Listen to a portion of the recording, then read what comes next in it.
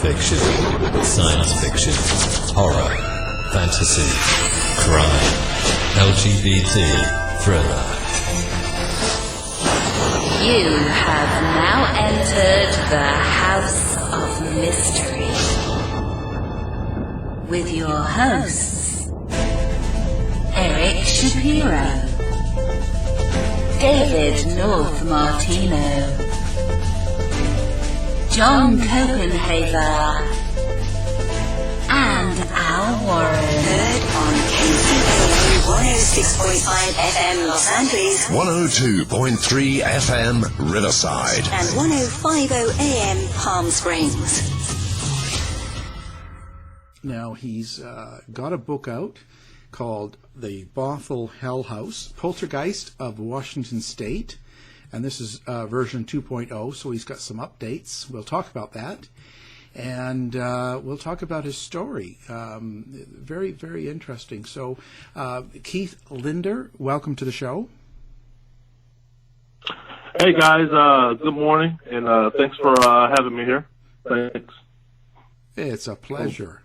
So, before we talk about what happened to you in the house, now, before you moved into that house in Bothell,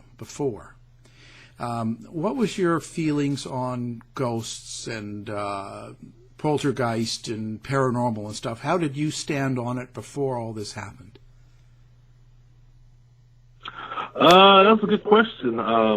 Prior to us moving in, my beliefs in regards to ghosts, I was not familiar with the term poltergeist. The only thing about poltergeist that I knew of was that scary movie that came out in the early mid-'80s that was titled Poltergeist, and it didn't seem fun what they were going through in that house, but that's all I knew. I didn't know it was a phenomenon to itself or a scientific term in the paranormal community or a type of haunting, but my perception of ghosts was always 50-50. I like a good ghost story every now and then from friends, family, legends or whatnot. And that's all I would give it. I mean, I never disavowed the possibility that ghosts are real. I just thought it was interesting, but I never went out of my way to research it further. And having experienced this totally revised all of that. I mean, this totally was an abrupt crash course into the haunting and into the different types of phenomena that I now know exists within the paranormal. So now this was what, in the year 2012, so not really that long ago, 6 years ago, losing my mind. So you and your girlfriend decided to move into this home. Did you know anything about it beforehand, or did you just find it on Craigslist, or how did that come? Yeah, we had been together, me and my girlfriend, 2 years already, and we had our own places. She had her place, I had mine. And I think about 3 months prior to moving in, we made or came to the decision to move in together. So, yeah, we started looking for homes, and we found this home on Craigslist. It was a rental posting. I think it was in March or April of that same year. I emailed the homeowner and said I was interested. And he even said during the first email that, hey, the home is not yet ready. It will be ready in the month of May. I'm just trying to get it early and get it filled and occupied as soon as possible. But I will keep your name and phone number and call you around April. And he did. And when he called us in April, we went to go see it. It was vacant then. And 2 weeks later, after a lot of paperwork and whatever, we qualified and he let us have the home. And, yeah, we moved in May 1st of that year, 2012. How was it when you looked at it? Did you get any weird feelings, or were you really like, this is a great place and excited, or what was your initial thoughts? Yeah, we had looked at a lot of homes prior to seeing this one, and none of them really struck us as a place that we wanted to live in, except this one. This was a new home. This home was really built in 2005. The neighborhood itself was built in 2005. It's a two-story home, modern neighborhood, and yeah, as soon as we saw the home, girlfriend liked it, I liked it, and yeah, I think we went home and emailed the homeowner right away to say, we really like this house. How can we get it? And no, there was nothing that stood out, nothing weird, nothing, no signs of, damage to the walls or dents here and there to where you would ask the question, hey, how did that get there? What's that about? It was a relatively brand new home, and it wasn't speaking to us, not yet anyways. So it was easy to determine that we wanted to live there. Oh, it's going to start speaking to us soon, yeah. Oh, you caught me off guard with that when you said not yet. I was like, uh-oh. Now, let me kind of amend Al's question. It's not unusual for a new home, but was there anything about the area, about the land that was unusual, or were there rumors about that area? Yeah, there were rumors. Of course, we found these rumors after we moved in, but there was rumors about Snohomish County in general, the city of Bothell in general, and the neighborhood called Thrasher's Corner that's in Bothell. Different urban legends, historical, some factual, a lot of Native American history in and around the area. Upon research of the land and the home, we went back to the early 1800s when Bothell was founded, and there were a lot of settler versus Native American clashes during the formation of Bothell, within a few hundred yards of the house, mind you. But of course, in 2012, you're looking at 8,200 plus houses, all of them are brand new. Those houses are sitting on top of that history. So yeah, I had to go pull up microfilm and all that later on to find out the true nature of the area, but nothing sunk to us. Our neighbors were not experiencing, because we asked them, and so did the investigators. Nobody was saying, hey, my house is weird too, or hey, this happened to my house when I first moved in, or similar to what Keith and Tina were experiencing. But it just, in this house in particular, out of the 200 odd houses in the neighborhood, just seemed to have a life of its own. So did the activity begin right away, or was this like a slow buildup? What was the first few things that you noticed? The house, the activity did begin right away, and it was a slow buildup. The day we went to get the keys to the house, me and my girlfriend, which was May 1st, the homeowner left, and me and my girlfriend are sitting on the living room floor, and we're just talking, me and her, and the house is it's empty. And during the middle of our conversation, we hear a kid cough. It was pretty loud, very distinctive. There's no mistaking what that was, because we looked at each other and we said at the same time, was that a kid cough? And it came, or sounded like it came, from one of the rooms upstairs. Now, we didn't get up from our seat or where we were sitting at the time to go investigate, because obviously there's nobody there, because the homeowner just left. So we didn't go research it. We didn't investigate it. We shrugged it off. And 2 weeks later, we moved in, or we started the process of moving in. And that's when items started missing. The first thing to go missing that I noticed was my extra set of car keys. And I kept these car keys in a glove box. I don't even think Tina knew this glove box existed, but I would go to this glove box periodically for other items, and I noticed my car keys were no longer in there. And a few days after that, we started noticing silverware, depleting of silverware. And I would ask Tina, she would ask me, hey, I thought we had more forks than this. I thought we had more knives and spoons. And Tina would come to me and say, have you seen my earring, my bracelet, my jewelry? And we're far from connecting the dots, Kevin, because these are things that we sort of thought, well, maybe we lost these things during the moving process. It seems kind of weird to lose all these things, because, it was a very simple move, but maybe these items will show up over time in a different box, in a different cabinet or whatever. But the truth finally came home when about 2 months into living in the home, we're watching TV now. Now we're sort of getting settled in, and me and Tina are sitting side by side watching television, and there's a 4-foot tall plant that sits right next to the entertainment center. And I kid you not, it levitates off the floor. I mean, it darts straight up off the floor in front of both of us and does a 360-degree spin and then falls back to the ground. And we both saw that because we're both facing the same direction. And we leap up from our couch because we're thinking, number one, did that just happen? And I'm glad Tina was there with me when I saw it, because when you see things together, you already rule out the process of, okay, now I got to go tell Tina what I just saw, or vice versa. And that person might be thinking, well, you might have interpreted that wrong. But we both saw it, and we leaped toward the plant, and we thought we were being pranked. We thought this was a welcome to the neighborhood type of prank. Some neighbors' kids, teenagers, obviously. Maybe this is a demented landlord or homeowner pranking us, but no wire, no remote control device, nothing, no string, no invisible or fishing line.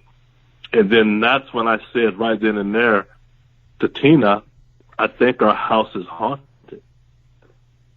Well, yeah, because you can't, like you said, you can't explain that away. And especially with another witness, if it was just you, you could almost rationalize it to yourself. We just went through a rationalization process, but with both of you seeing it at the same time, you can't explain something like that away. And even if you could, that's a feat in and of itself to do, to utilize some type of trickery. Yeah, and I put it in my because I wrote that in my book when I said to pull that type of trickery off or prank off, there's so many variables at play. I mean, these people, obviously, they would have to be trying to do this from the outside of the house. I don't even know how you would approach a trickery like that, and then to pull it off successfully, because it was successful. I mean, you made a plant levitate a few inches off the ground, spin, and keel over in the front of both of us. So you must have eyes in the house to, number one, see that we're watching TV together, and to do that. But yeah, the brain goes through this whole thought process of trying to rationalize, and the obvious sometimes is so obvious to where rationalization is not needed. But a plant levitate, I mean, we all know plants don't levitate, so it's not that much rationalization that you have to go through. And yeah, I was glad that Tina was there, and we were both startled, not fearful. Fear has not set in yet, but we were both startled, and we went backwards in time thinking, oh, that's what the kid cough is about. That's what the missing items was about. And keep in mind, at that time, we had items appear like kid toys throughout the house that were wide in it or sitting out in the open. And Tina didn't have any kid toys. I didn't have any kid toys. But you would come back into a room and you would see kid toys on the floor, on the staircase, or the kitchen counter. So we went back to the kid cough and said, I think we have a kid ghost living in this house. Now, I'm thinking like an investigator. After this occurred, let's take it step at a time. After this occurred with the plant, afterwards, was there anything unusual about the plant? Like, did it die faster than the others, or the opposite? Did it flourish more than other plants? I mean, certainly you didn't just put the plant back and say, okay, I'm glad that's over. Did you observe the plants any more? Well, interesting thing about this plant is it's an artificial plant. Oh, okay. Other plants in the house that were real died mysteriously, and a lot of them were thrown. This plant, we had to move several times throughout the house because, and keep in mind, I didn't know this term then. I know it now. it was teleporting, apporting throughout the house. Mm-hmm. I mean, you put this plant in the living room by the window, and you go take a shower, and you come out of your shower, and the plant is sitting in your bathroom doorway. That's how far it's moved. And Tina's not even in the house. It's just me. Tina's gone to work. And we would sometimes wake up and find the plant. You sit it here, it's over here. I'm talking about it's downstairs when we saw it last. Now it's upstairs in the doorway of our bedroom or hallway. So this plant got maneuvered or manipulated quite a few times in the house. The other plants, which were real and much smaller, that had pottery and foliage, those got thrown a lot. And all the plants that got thrown so much, I mean, they just died. Tina would have to repottery it, put them back in new pottery, but they would just ultimately die. And then some researchers told us to bring more plants in the house as a means of trying to add positive energy, but I'm telling you, these plants would die within a day or a week's time. So what was your next move? All of a sudden, you had this event happen. You both saw it. You're both thinking, okay, this place might be haunted. There's something going on here. What was the next thing you did from that? Did you seek out any help, or what was your next move? Yeah, we went to the internet, and we started Googling the term ghost or kid spirit. What do you do when your house is haunted or you believe there's a spirit there? And we typed the word kid ghost. And the recommendations from a lot of websites was spirits get lost, spirits get trapped. Very few are ever malevolent. What you want to do is try to talk to them, calm manner, and sort of guide them to some sort of light, and ask them what they want and be sincere. And we did that. I guess the reaction that we got was not the reaction that the websites told us. The reaction that we got was more objects were thrown. I'm talking about while we're asking questions. The loud banging started soon after. And these bangs, I mean, you hear them, but you can't pinpoint where they're coming from. And that's when more objects like the plants I told you about and the bar stools started being thrown or slid across the floor. And that was probably because, like I said, the reaction from the internet was things should temper down or quiet down if you can walk the spirit out to this light. And if it's a kid ghost, it might have been left behind through something tragic. And we tried all that, but the adverse effect was, I mean, things seemed to escalate. Then we had the house bus. We called the churches in the area. I told them that, hey, we're a new couple. We got a new home. We appreciate it. If we would have it blessed. And they did. We didn't tell them all the activities we were having, but they came in and blessed the house. And things would die down for 48 hours or 72 hours, but when it came back, it always resumed where it left off with more objects being thrown, the loud banging, objects missing, and then once again, items that neither one of us owned would appear. Did you ask the landlord then, or check to see if he had problems with it before, or previous tenants or anything? Not yet. Believe it or not, I was embarrassed to ask him at that point in time. We're about 6 months, 8 months into the home.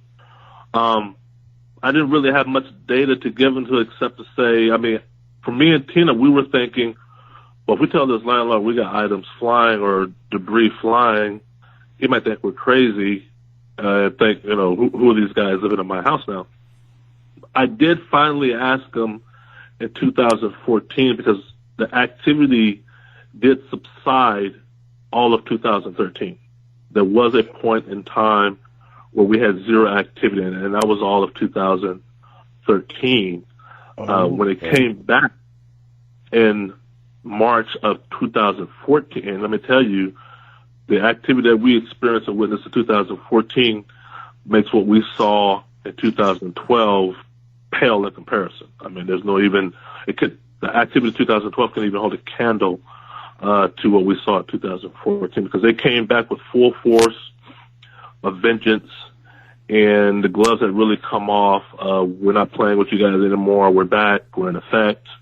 Then I started creating a diary, a video diary, an auto diary of all the activity taking place. And when I finally presented the evidence, what I compiled to the homeowner, I asked him, and he told me that he's never had anything go wrong in the house. To his knowledge, other tenants have not had any activity. So he was very nonchalant, very calm, very dismissive, though, in the sense that he didn't probe me for any sort of questions that I was hoping for, or he didn't even challenge me on my assumption. I mean, I was making a huge claim about his house, and not once did he put me on the defensive or whatever. But later research, and this is in the book, there was a family before us who lived in the house 4 years before we moved in, and I did find them because their mail kept coming to the house, and I talked to the homeowner, or then the people that lived in the house on Facebook, and they told me the house for them was a living hell. They stayed in the house between 8 to 11 months, and it was the beginning of the end in that place, is how she described it. What did they experience? She told me, and keep on, when I'm interviewing her via Facebook, I'm not yet sharing my cards of what we've experienced. I just told her we had some weird stuff going on, and I would appreciate if she could elaborate on what they went through or seen. And the first thing she told me was, kitchen cabinets banging. We'd wake up in the morning and find all the kitchen cabinets open. I knew that because that happened to me and Tina numerous times. She said items, the electrical systems in the house would go off and on, like the lights, the television, the microwave, and I knew that because that was happening to us. She said one day she was outside on the patio in the backyard having a cigarette, and she left her child in a high chair and baby formula on the stove.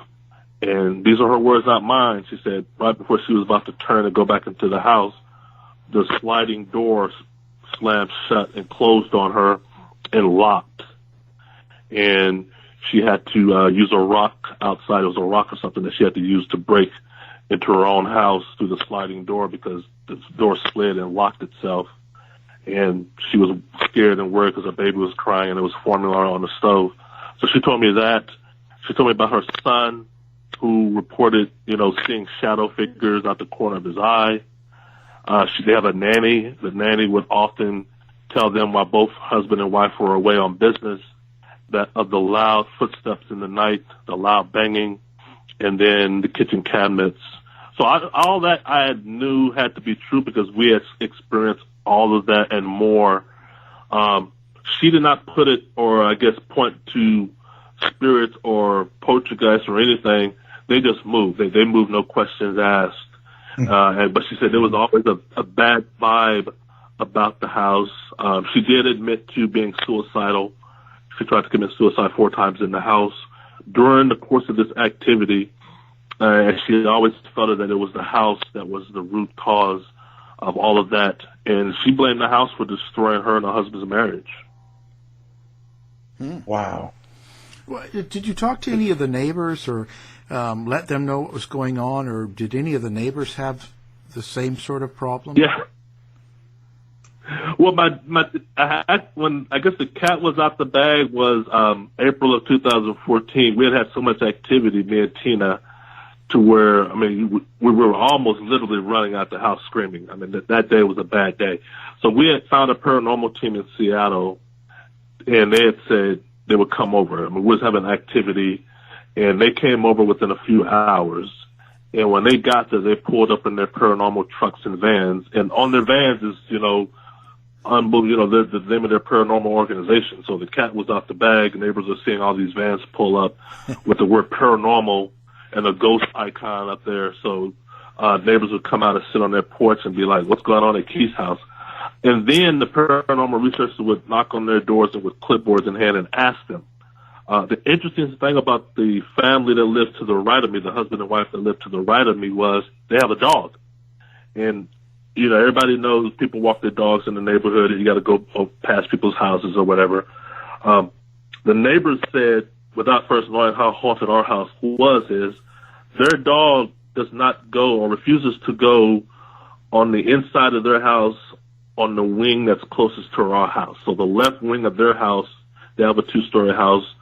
For some odd reason, the pet does not like to go on the left wing of the house.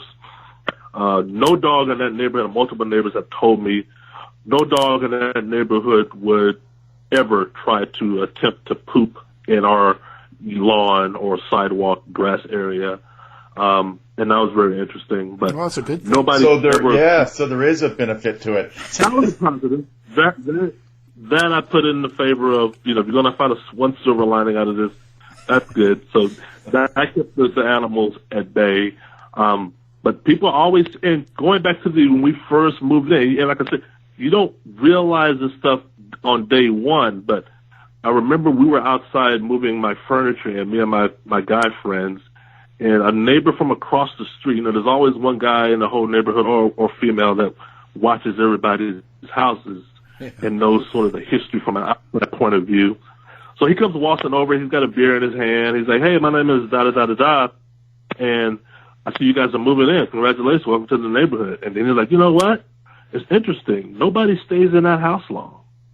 And, we're carrying couches and love seats in, and we're both, me and my friends, we're all laughing and giggling because, we're in a good mood, me moving into the house. But he told me that, and I was like, oh, that's interesting. He's like, yeah, every time it always seems that somebody's either moving in this house or moving out. And that was on day 1 or week 2 of moving in. When we were moving in, then I thought that was interesting. But I didn't give it any thought until we're months and months into the house. And then that's when I started, like I said, researching to find some of the previous tenants. And I did find one, the one I told you about. So you said that the local Seattle paranormal team came, and I guess that they left. Did they discover anything or anything that? No Bull Paranormal. That's they're out of Snohomish.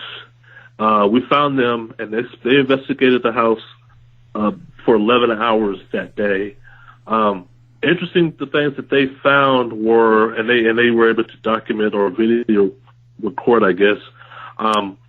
They noticed or picked up white mist coming from the floor in the hallway. And if anybody's familiar with my case, the hallway is ground zero for all activity for various reasons. They picked it up on their IR camera and their CCTV devices. I didn't know what that meant. And they sort of knew, and they found it very interesting. I later learned that certain Poltergeist cases, there are reporting of mist. And I saw it. It was coming from the floor right outside my office, and that's where I saw the 2 apparitions right outside my office. They picked up various voices. They picked up the thundering footsteps. All their batteries, meaning cell phone, EMF devices, voice recorder, and other gadgets, all died as soon as they crossed the front door. As soon as they walked up to the front door, everybody's cell phone died. I remember that was very interesting. As soon as everybody walked in, and all their gear went dead because they had to recharge it. It took them 3 hours or more to recharge everything, which sort of delayed the investigation. But also, upon leaving the house, the lead investigator, she was, I guess, a spiritual guide or / shaman. She wanted to cleanse the house or smudge it, I should say. Her sage stick lit itself. Really?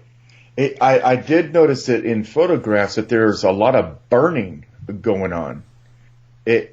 Would you attribute that to this?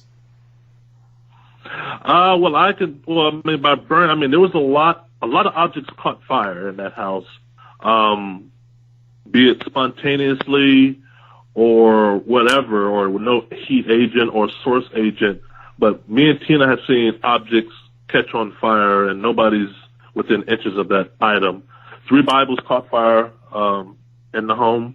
The poster that was on my wall is a Final Fantasy poster that I had. that caught fire, and the fire department did respond to that fire because I dialed 911. There's also a chapter in my book where I talk about my computer, my whole office computer system caught fire, and we had put the fire out, me and Tina, but the fire relit itself strangely in front of both our eyes. It was like the fire, I mean, it was weird how we doused the fire, and then within an eye blink, it just flared up again. So, yeah, there was several fires. The fact that her sage stick lit itself didn't surprise me because at that time we had maybe 2 or 3 objects already catch fire. But once again, me and Tina being sort of thrown into the paranormal, we didn't know this is all textbook poltergeist. This is what poltergeists do. This is what gives them their name. We just thought, I mean, we thought, this is hell. This is hell on earth. Going back and looking at other past poltergeist cases, they all have a familiar or similar theme of doing this type of stuff. And we didn't know at the time that, because our smudging, me and Tina, when we smudged, I could tell you the activity would sometimes escalate within hours of us smudging, or especially the day after. These spirits responded negatively to smudging. I mean, the first wall writings in my house, the 666 and upside down cross, was written with a sage stick, with ash from a sage stick, and I couldn't duplicate that. I don't know how the spirits were able to take a burnt stick and write on every wall in my office, because I tried to duplicate it myself and couldn't do it. But it was definitely ash from the sage stick, because when I leave for work, my sage stick might have been 9, 10, 11 inches long. I come back, it's 4 inches long, and I have wall writings all over my office wall, and it's ash. You know, you can smell the ash, and it smells like white sage. Now, you know, we're talking, I think I'm trying to formulate a thought here. There's a difference between a ghost and a poltergeist. And yeah, it almost sounds like we're talking about a malevolent demonic haunt. If it's taking a sage stick and writing 666 on the walls, it's saying 2 things. First of all, I'm malevolent. Second of all, your sage doesn't mean a thing to me. Look, I'm going to take something that's sacred to you, and I'm going to use it for my own purposes. And, go ahead.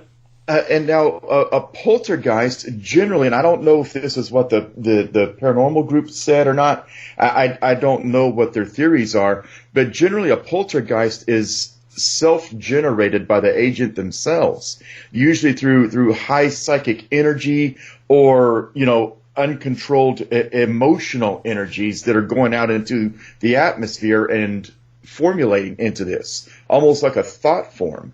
Did you guys ever think of that theory, or did you, you know, explore that theory that maybe this is something that we are generating somehow ourselves unknowingly? Yeah, no. I mean, when I finally got a hold of some more researchers, Nikki Novelli, parapsychologist Steve Mera and his researcher Don Phillips, and Nick Kyle from the Scotland SSPR. And those guys did come to the house, and they lived in it for relatively 2 to 3 weeks. Nikki and her team lived in the house for 3 weeks. And this is their conclusion, or their words, not mine, is there was so many variables in that house. I mean, you could take 5 known theories about the paranormal, be it intelligent haunting, poltergeist, demonic haunting. Take your pick. There's evidence in this house that suggests on all counts, because keep in mind, you're right, some of the wall writings in the fires definitely point to something strongly malevolent, strongly powerful, to be able to do something like that every day for 4 months straight, mind you. And at the same time, you have other stuff happening that points to calculating, manipulating. Me and Tina were at that point now being manipulated against each other. Steve and Don picked up over 500 EVPs in the house alone on first trip. 85% of those EVPs were they considered Class A EVP. I mean, These are clear, and they picked up various different types of voices: male, female, child, young child, older male, young male, older female, somewhat Irish accents, which we know Bothell in the 1800s had a huge mass flux of Irish settlers that migrated to Bothell. Some of the EVPs were Native American in nature. Some of the writings were Native American, I guess, pictography. So all of that, and then the shadow figures, and I seen them. I mean, it was take your pick. I would honestly say, the reason I don't think me and Tina were ever any part of an agent is based on what I know from the previous tenant, meaning the one who lived in the house 5 years before us, because what they experienced and witnessed, and keep in mind, and I talk about this there's a chapter in my book called The Gray Lady and the White Lady.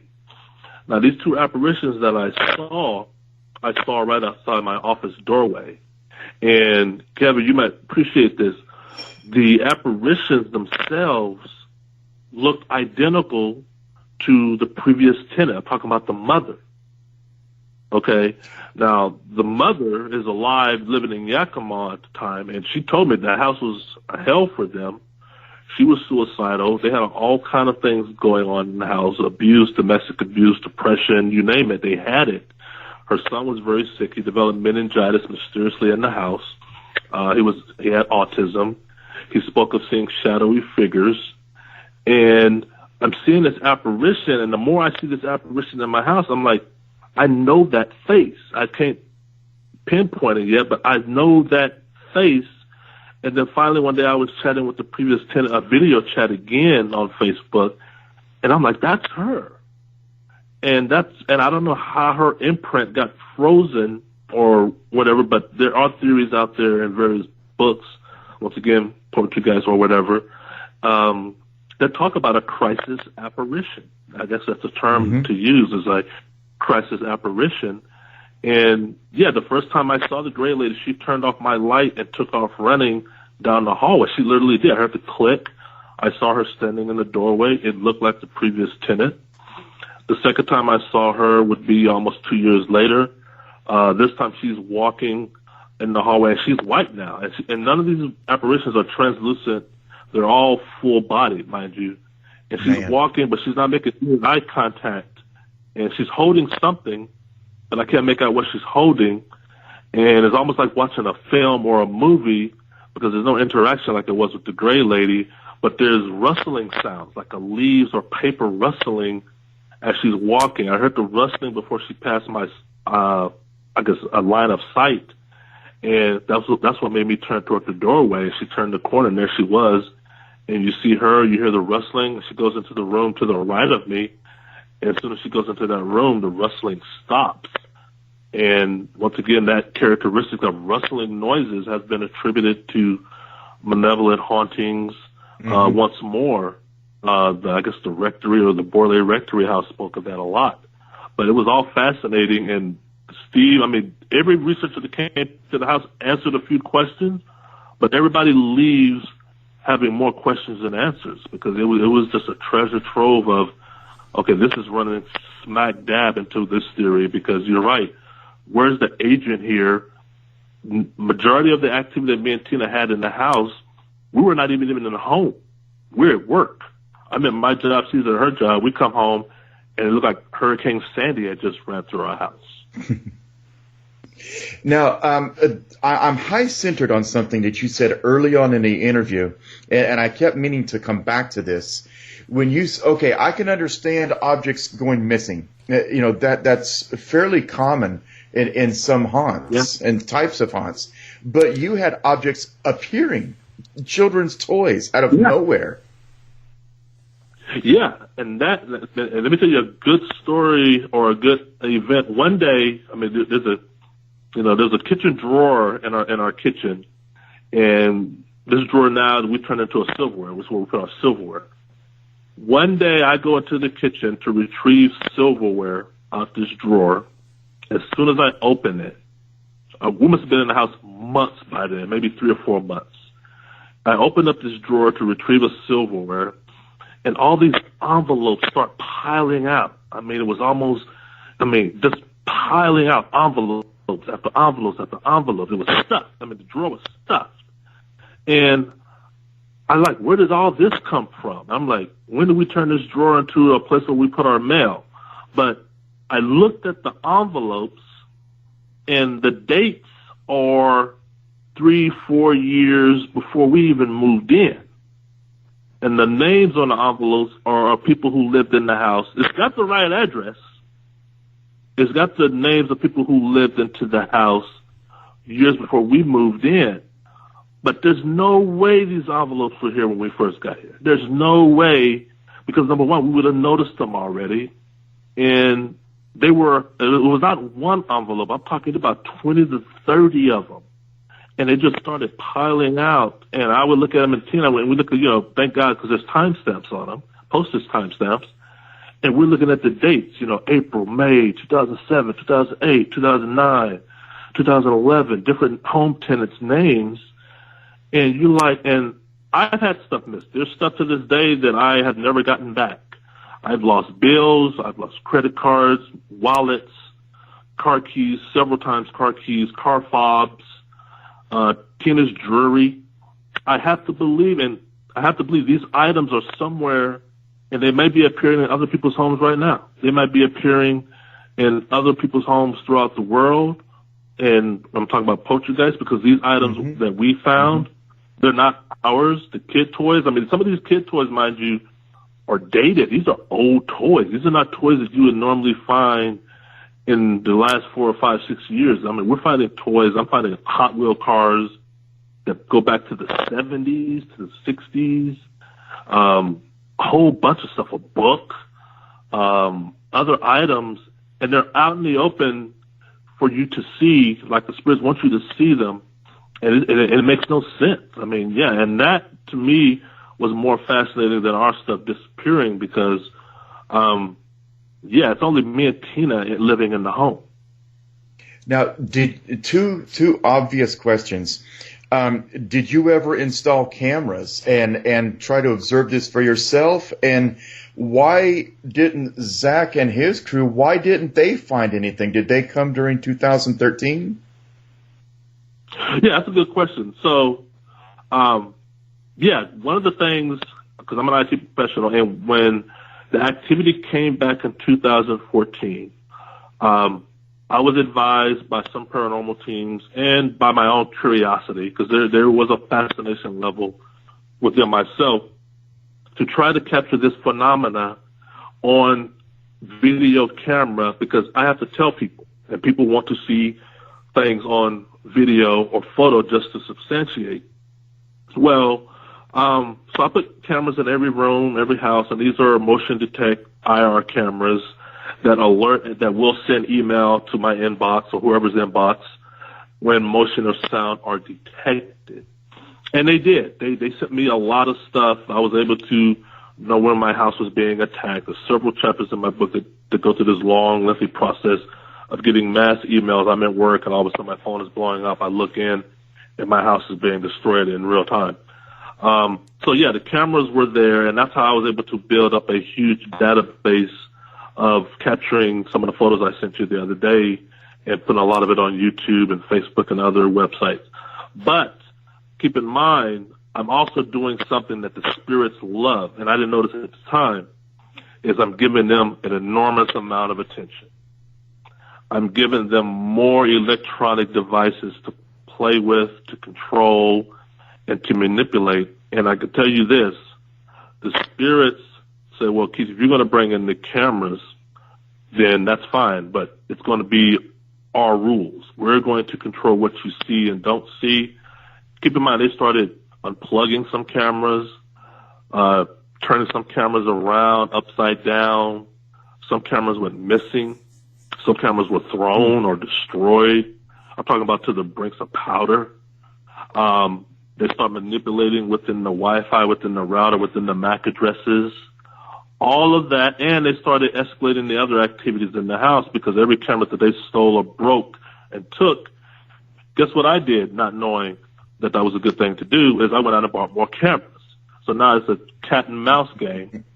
Fast forward to, I guess, October, November, or November, December when Ghost Adventures came. What I tell people is, and the episode doesn't show that, and anybody who understands paranormal, especially poltergeist or malevolent activity, knows that activity tends to happen in a bell curve fashion. Mm-hmm. There seems to be either be on the receiving or the early end of the bell curve, or toward the tail end of it.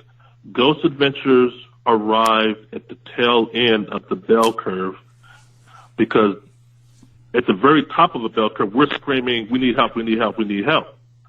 By the time help responds, we're now at the low end. Ghost Adventures arrived in November, and when they arrived, they were only in the house for 5 hours, which is nothing from an investigator's point of view for actual research. So they investigated the house, and that was during their infamous lockdown format that they use. Regardless of the location, they stick to the format of locking down the house, and we're investigating it from 12 a.m. to 3 a.m. or 4 a.m., and that's all they do. You're not going to catch the type of activity we have in that time frame because, keep in mind, most of the activity that we had happened during the daytime. It happened when either me and Tina were not home, or when we were home, coming home from work, or when we're sleeping. If you saw the episode, you saw that Ghost Adventures didn't even have us be present at the lockdown. That played a role, or I believe played a role in also them not obtaining substantial evidence. But the overall reason why they got little activity, I tied to the moment they arrive, which is toward the end of the bell curve of the activity. The spirits are able to go dormant at will when certain researchers arrive, and the amount of time that they actually spent in the house investigating. And they knew that coming in. They gave me their schedule 2 months before they arrived, and I even told Tina, I don't think they're going to get anything. If this is all they're going to commit to the investigation, they committed 3 days to doing reenactments and interviewing, but they only committed 5 hours to actual researching. And you're not going to get anything in that time frame. The other teams that were successful got stuff because they investigated 12 hours or more, or they lived in the house. Steve Merritt and Don Phillips lived there. And there's a difference between, okay, this is your room, Steve, this is your room, Don, and you're sleeping there 24/7 because you hear the knocks, the banging, the rapping sounds, the pitter-patter. They got equipment running 24/7, Steve and Don. Nikki and her team does too. There's people watching them remotely 3,000, 6,000 miles away. So everybody's backing up everybody, and they live in the house. And they have me there. They have me there to answer questions. And when something happens and they see it, they know where I'm at. All the stuff that Steve and Dawn found, talking about the cameras being moved or turned upside down, I was standing next to Steve and Dawn when it happened. So, differences night and day as far as investigative methods between they found and what Ghost Adventures did find. Yeah, I've done that before. I've set up IP cameras and watched from my house for days at a time. Well, it's been a really good conversation, and for people that want to find out more, they can pick up the book. It's newly updated. It's called The Bothell Hell House, and it's Poltergeist of Washington State. Keith Linder is the author, and we'll have it linked on our page as well, so people listening can just click on and purchase the book. Well, Keith, thank you very much for taking the time to tell us about your experience. Oh, once again, thanks for having me on. Good questions, good back and forth, and I was glad to be on. What I'd like to reiterate about the book to your listeners is a lot of what we talked about, talking about the evidence and the phenomena that broke out.